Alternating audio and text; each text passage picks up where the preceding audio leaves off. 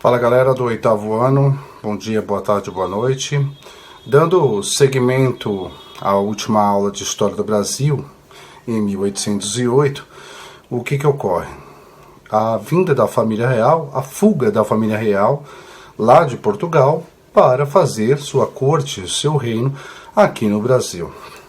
A família real portuguesa, ela não vem para cá por vontade própria, ela vem forçada pela invasão napoleônica. Então Napoleão tinha decretado o bloqueio continental, proibindo outras nações de receberem navios da Inglaterra. Napoleão francês, em guerra com a Inglaterra, ele impede que outras nações recebam esses navios da Inglaterra e Portugal fica no meio dessa guerra.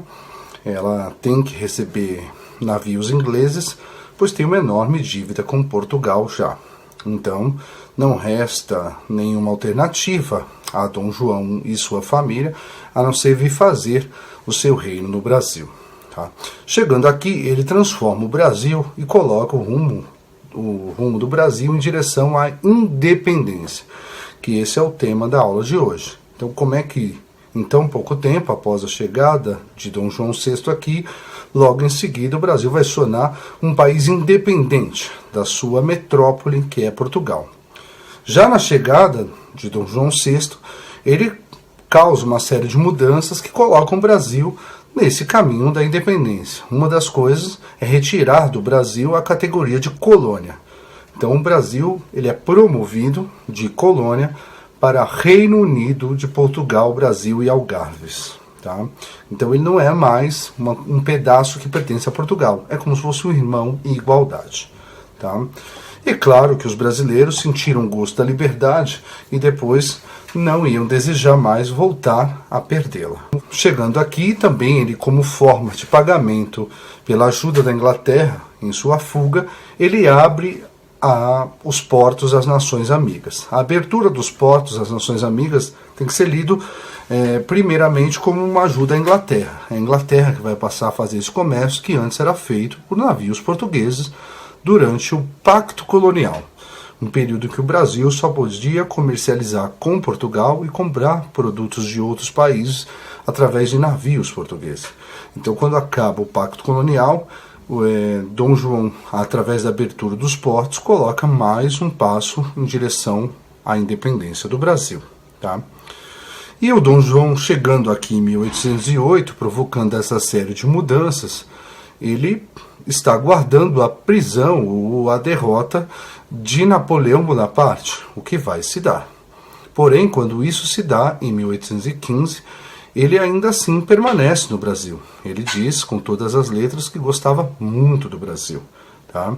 Só que em Portugal, sem um rei, sem um governo, vivendo uma grande crise de fome, como a gente viu, e também com a guerra que a França, contra a França, que causou muitas perdas em Portugal, o que resta a Portugal é exigir que Dom João VI volte após a prisão. E isso vai acontecer após a chamada Revolução Liberal do Porto. Então, lá em Portugal, estoura essa revolução com cunha iluminista, daí o nome liberal, e exige que Dom João VI volte e que ele aceite uma nova Constituição. Tá? Então ele deveria governar, mas agora com os poderes limitados por uma Constituição. Daí essa revolução ter o caráter liberal. Dom João, então, ele vai voltar para Portugal em 1821. Então, de 1808, ele fica no Brasil até 1821. E esse é um ano importante para a gente entender, porque em 1822, no famoso 7 de setembro, o seu filho vai dar o famoso Grito de Ipiranga, libertando o Brasil de Portugal. Então, em tão pouco tempo, desde que Dom João VI volta a Portugal, o seu filho aqui nos liberta finalmente do laço colonial com Portugal. Então, claro que isso não é à toa. Antes de ir embora, ele nomeia o seu filho, Dom Pedro, que viria a ser aclamado Dom Pedro I do Brasil, tá? Como príncipe regente. Isso porque o Brasil, como Reino Unido, ele precisava ter um regente, ele precisava ter um rei. Né? Então ele não podia, não sendo mais colônia, não ter um rei aqui. A figura do Dom Pedro é muito importante para essa história, porque ele tem um caráter cheio de misticismo. Ele era um grande mulherengo, né, e isso é uma coisa que se fala muito sobre ele, e finalmente ele aceita aí se casar. Ele manda uma pessoa importante, que é o Conde Marialva, à Europa procurar uma princesa para que ele se case, e em 1817 ele se casa com Maria Leopoldina, um personagem muito importante na história da independência, porque apesar da independência ser sempre associada ao 7 de setembro, ao grito que o Dom Pedro vai dar às margens do Ipiranga, como está no nosso hino, várias pessoas atuaram para que essa independência ocorresse. E uma delas é Dona Maria Leopoldina, sua primeira esposa. Tá? Ela vem da Áustria, da casa dos Habsburgos, e ela entra para a história como uma mulher que arquitetou a independência do Brasil. Outro título que ela também tem é a primeira mulher a se tornar chefe de um Estado americano independente. Então isso é uma vitória muito importante para as mulheres, porque ela vai, durante muitos momentos em que Dom Pedro se afastar do governo, ela vai reger o governo brasileiro como princesa regente. E isso é o que acontece exatamente próximo do dia 7 de setembro. Tá? Ela tem uma formação liberal e defende uma Constituição para o Brasil, o que é muito importante. É uma pessoa muito letrada, muito culta, e até se choca em diversos momentos com a figura do Dom Pedro, que não é um inculto, é alguém considerado inteligente, mas não é letrado, não é formado em nada. Tá? A principal paixão dela é mineralogia, então ela vai se encontrar com outro personagem muito importante dessa história, que é José Bonifácio de Andrade. José Bonifácio de Andrade e Silva é conhecido como patriarca da independência. Um homem também muito ilustrado, que passou 30 anos na Europa, e junto com Dom Pedro, em diversos momentos, vão aconselhá-lo a separar o Brasil de Portugal. José Bonifácio de Andrade e Silva escreve 2 cartas importantes junto com Dona Maria Leopoldina, aconselhando, como eu disse, o Dom Pedro a se separar de Portugal. O primeiro acontece assim que Dom João, chegando às cortes portuguesas, dá notícia às cortes de que o príncipe não veio. Então as cortes exigem que o Dom Pedro retorne imediatamente. Isso porque uma das principais exigências da corte portuguesa, quando Dom João VI volte, é que o Brasil seja rebaixado à categoria de colônia de novo e que tudo volte como antes. Isso é inadmissível para os brasileiros. Tá? E se o príncipe volta, sem um príncipe aqui, isso com certeza aconteceria. Ele recebe então uma intimação das cortes a voltar, e ele faz um ato que entra para a história. Depois de muita pressão, Dona Leopoldina, José Bonifácio, ele rejeita a ordem de voltar. Isso acontece no dia 9 de janeiro de 1822, já nos primeiros dias do ano que viria a ser a independência. Então ele recebe uma carta das cortes, ameaçando, inclusive, de morte, ou ele volta vivo, ou volta morto, e então ele decide ficar. Então esse dia fica conhecido como o Dia do Fico. 9 de janeiro de 1822, Dom Pedro I, né, que viria a ser Dom Pedro I, desobedece pela primeira vez Portugal. Tá? Então não aceita as ordens das cortes portuguesas, lá da Revolução do Porto, e não volta para Portugal, fica no Brasil, desobedecendo diretamente uma ordem de Portugal, administrando ao seu modo o Brasil. A gente pode considerar que a independência ela já está mais do que feita. Tá? O que falta a ele é espera saber se Portugal vai cumprir a ameaça de o atacá-lo. Tá? E isso, ele responde que não volta a Portugal, e então Portugal cumpre a sua ameaça. Manda diversos navios, principalmente à Bahia, para retomar todo o território. Sabendo da chegada das tropas portuguesas e da rebelião de portugueses no Brasil contra Dom Pedro I, a princesa regente toma uma importante medida. Ela assina o decreto da independência. Isso pouca gente sabe, ele proclama, mas quem assina é ela. Então no dia 2 de setembro, o que estava ocorrendo? Dom Pedro tinha saído do Rio de Janeiro, onde ele ficava instalado desde que o seu pai veio de Portugal em 1808, e tinha ido a São Paulo, tá? Abafar uma rebelião que tinha ocorrido em Santos, quando alguns soldados exigiam os mesmos direitos no exército que os portugueses. Tá? Sempre esse embate entre o tratamento que os portugueses recebiam, por ser da metrópolis, e os brasileiros. Então ele estava em São Paulo, deixou o Rio de Janeiro e recebe, no meio do caminho, quando já voltando de Santos, está em São Paulo, às margens do Ipiranga, chegam a ele as cartas. O correio alcança ali, tá? No dia 7 de setembro, às 4h30 da tarde. Tem uma curiosidade interessante que é como a história é contada. Ela é contada depois de muito tempo por aqueles que vencem. E eles embelezam bastante a história. Depois eu vou deixar para vocês aqui os principais quadros que são pintados para retratar este momento.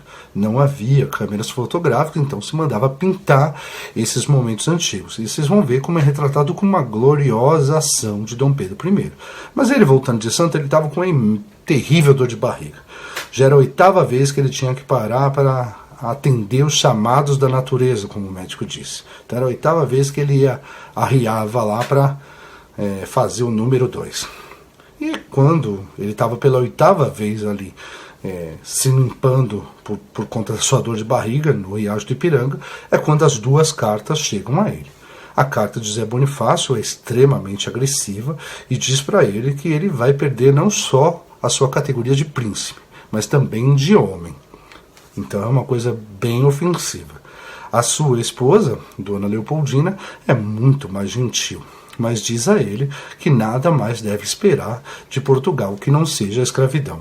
Recebendo essas 2 cartas, olhando para algumas pessoas que estavam em volta dele, que depois vão narrar essa cena, várias pessoas vão narrar, inclusive com algumas diferenças entre elas, ele faz o ato que vai entrar para a história como o grande marco da independência. Então é claro que alguns narradores dizem que ele chora em saber que Portugal, sua terra natal, estava se virando contra ele. Então ele enxugaria algumas lágrimas, algumas pessoas dizem. Outras pessoas dizem que ele só se indigna, joga todas as cartas no chão, ele toma a sua espada na mão, ele sobe na sua montaria. Algumas pessoas dizem que é um belo cavalo, como vai estar pintado no quadro, mas a maioria das pessoas concorda que era uma mula, já que o caminho lá da Baixada Santista, lá da região de Santos até aqui onde é São Paulo, é um caminho de serra muito difícil e um cavalo não conseguiria fazer. A questão é que ele toma a espada e ele faz um discurso que mistura várias frases que ele recebe nas cartas de Leopoldina, do Zé Bonifácio e de outras pessoas que ele tinha ouvido. De meu pai, de Portugal, eu nada mais tenho a esperar que não seja escravidão ou morte. Então, se o meu sangue for derramado, ele não virá em vão. Com ele, eu vos trarei liberdade. Ele arranca as insígnias, os símbolos da coroa portuguesa da sua roupa, joga no chão. As pessoas que o acompanham claramente também, se ele não quer Portugal, imagina eu, arrancam também, jogam no chão. E aí ele repete essa última frase: independência ou morte. Ali ele volta para o Rio de Janeiro e é aclamado como Dom Pedro I, defensor perpétuo do Brasil. Tá?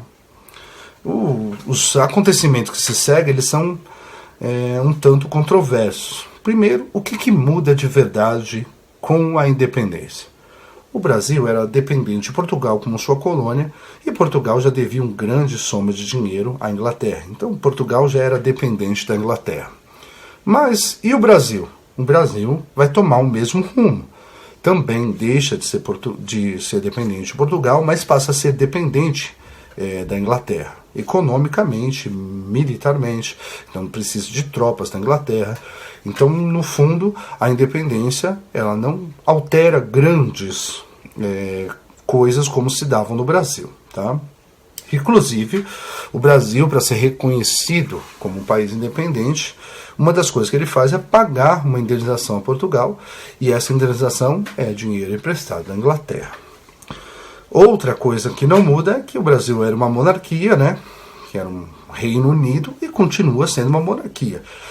Dom Pedro I vai ser aclamado imperador. Então não muda. Enquanto a maioria dos nossos vizinhos, países aqui da América, tinham se tornado repúblicas, ou seja, o voto, eleger a pessoa que queriam para ser o governante, no Brasil continua sendo um português usando a coroa. Tá?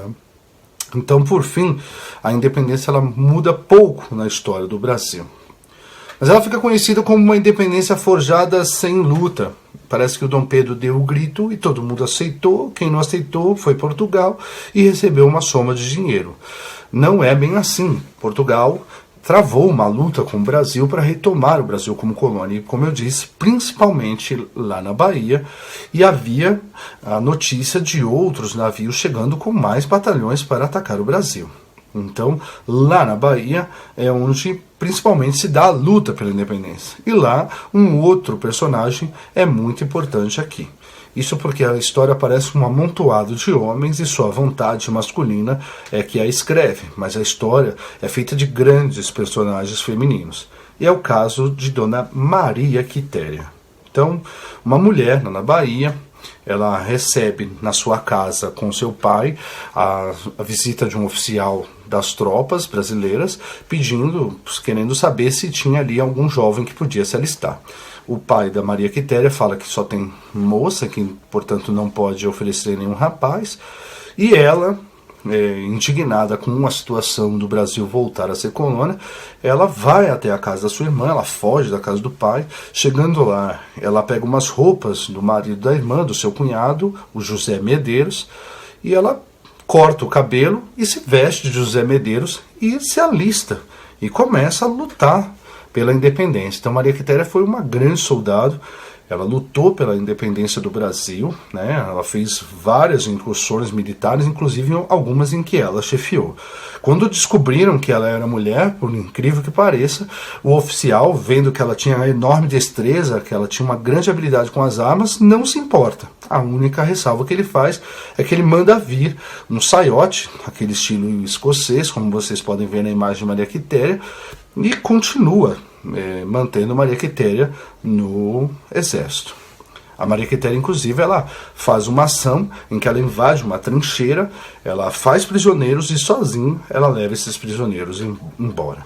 Reconhecendo a luta de Maria Quitéria, ela vai conhecer Pedro I, Dom Pedro I, lá no Rio de Janeiro, e ele a homenageia com a Ordem Imperial do Cruzeiro. Essa medalha bonita que foi dada a algumas mulheres, sim, é verdade, mas sempre mulheres da nobreza, a sua própria esposa, enfim, a sua irmã, essas outras mulheres que recebem. Uma mulher do povo que luta, ela é a primeira. E ela até hoje, ela é homenageada no exército, a Dona Maria Quitéria. Ela entra para um grupo especial lá na Bahia, que vai conhecido como Batalhão dos Periquitos, por conta da sua coloração da sua roupa. E assim o Brasil, após 7 de setembro e lutas contra os portugueses, encabeçada pela Maria Quitéria, se torna definitivamente separado de Portugal, num caminho de independência um tanto tortuosa, onde continua um português mandando aqui, usando a coroa, e não coloca fim à escravidão. Depois, na próxima aula, a gente vai ver como foi esse governo do Dom Pedro I, que ficará conhecido como o Primeiro Reinado. É isso, até a próxima aula.